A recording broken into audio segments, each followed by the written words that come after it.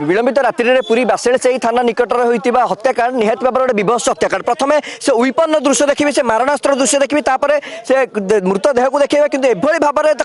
मारणास्त्र जोगे हत्या कर कुना बेहेरा नामक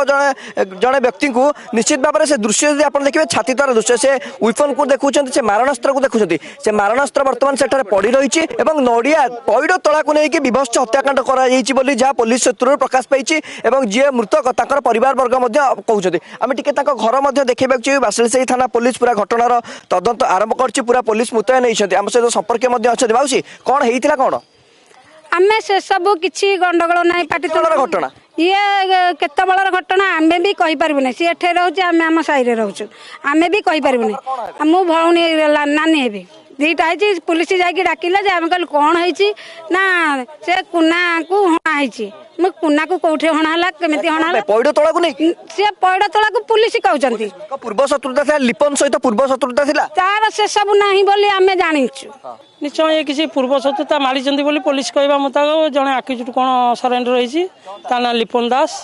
ता बापा ना विष्णु दास तेणु कहवा मुताबिक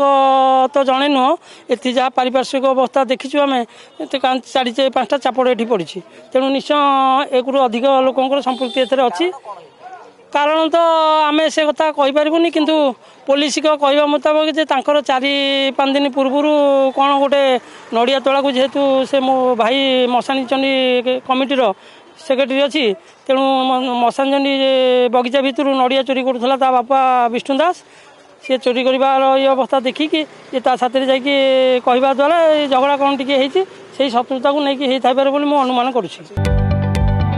जदि आपंक आम भिडी भल लगा तेब आम चैनल को लाइक शेयर और सब्सक्राइब करने को जमा भी भूलु नहीं।